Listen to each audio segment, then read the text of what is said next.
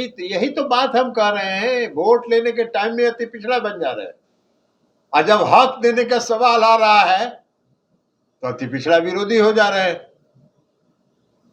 और मुख्यमंत्री नीतीश कुमार जी तो उन लोगों का हक दे रहे हैं, गणना करा रहे हैं,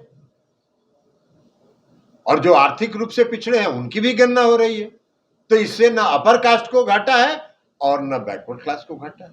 नमस्कार, न्यूज फॉर नेशन देख रहे हैं और मैं हूं आपके साथ रंजन सिंह। जाति आधारित गणना को लेकर भारतीय जनता पार्टी पर जो आरोप लगातार लगाया जा रहा था, लेकिन भारतीय जनता पार्टी के जो नेता हैं वो लगातार इस बात को कह रहे थे कि हम लोग भी जाति आधारित गणना करवाना चाहते हैं। लेकिन किस तरीके से ललन सिंह ने कहा कि जब आज सुप्रीम कोर्ट में इसको लेकर सुनवाई हो रही थी और चीफ जस्टिस के पास आकर जो भारतीय जनता पार्टी का चेहरा उजागर हुआ है, वो समझ में आता है कि हाथी के दांत दो हैं, दिखाने के और खाने के और नरेंद्र मोदी दम भरते हैं कि हम अति पिछड़ा के बेटा हैं और चुनाव के बाद अति पिछड़ा विरोधी हो जाते हैं। जेडीयू के राष्ट्रीय अध्यक्ष और मुंगेर से सांसद ललन सिंह ने जोरदार हमला किया है भाजपा के ऊपर। सुनिए इस बयान को।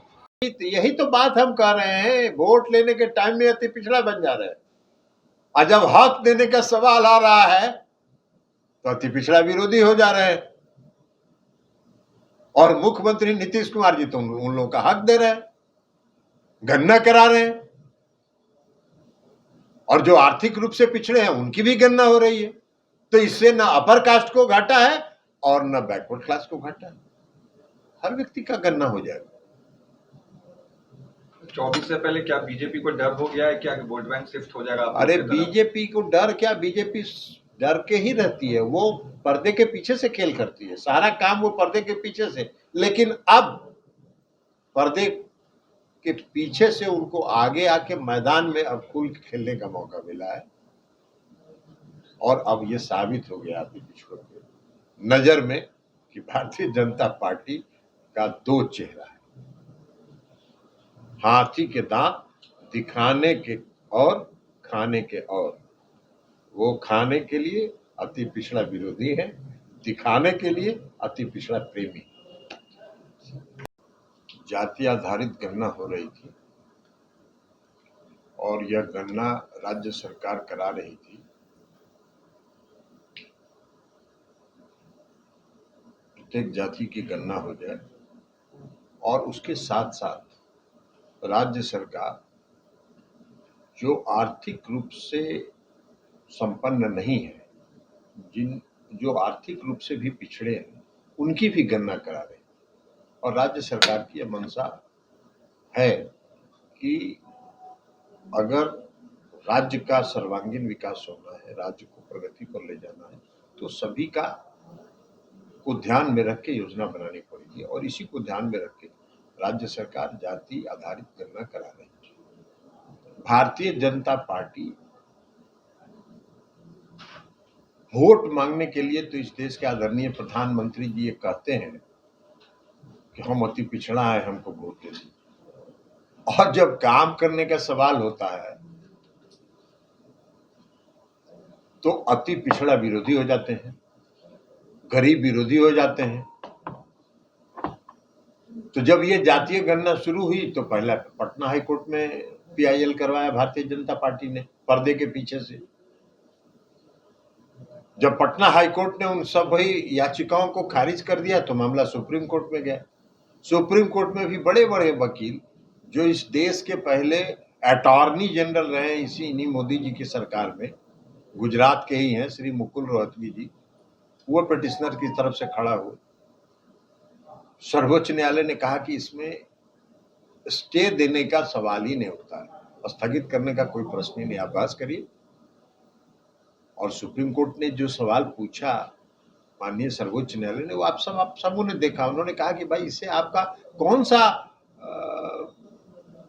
व्यक्तिगत जो आपकी निजता है उसका हनन हो रहा है। हर आदमी को जानता है कि कौन किस जात का है, आपके पड़ोसी भी जानते हैं, आपके मोहल्ले वाले लोग भी जानते हैं, तो सब जानते ही हैं। तो इसमें कौन आपको आपका निजता का हनन हो रहा है? तो इसलिए कोई सवाल नहीं है। लेकिन खैर ये सब हुआ सुप्रीम कोर्ट ने कहा कोई स्टे देने का सवाल।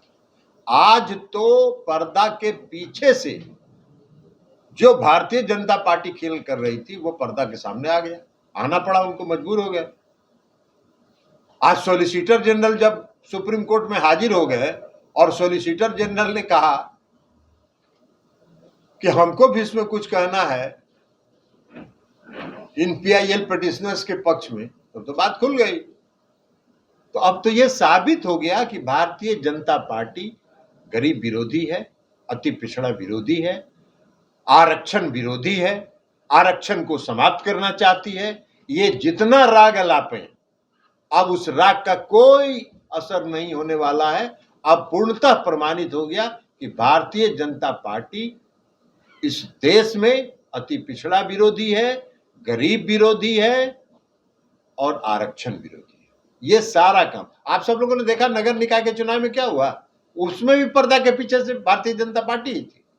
हम लोगों ने उसमें भी आरोप लगाया था कि भारतीय जनता पार्टी पर्दे के पीछे से आरक्षण को समाप्त कराने के लिए हाईकोर्ट में आदेश, और फिर जब उसी हाईकोर्ट से आदेश हो गया और हम लोगों ने कहा और माननीय मुख्यमंत्री जी ने कहा कि बिना अति पिछड़ों को आरक्षण के नगर निकाय का चुनाव नहीं होगा, और हुआ, अति पिछड़ों के आरक्षण के साथ नगर निकाय का चुनाव हुआ। उसी तरह जातीय गणना पर हो रहा था। तो अब तो आज जो सॉलिसिटर जनरल ने जाके माननीय सर्वोच्च न्यायालय के सामने जो तर्क रखा, उससे अब यह साफ हो गया कि पर्दे के पीछे से भारतीय जनता पार्टी जो खेल कर रही थी, अब उनको खुल के मैदान में अति पिछड़ों के, गरीबों के विरोध में आके खड़ा होना पड़ा है, और वो इनके विरोधी हैं, इस समाज के विरोधी।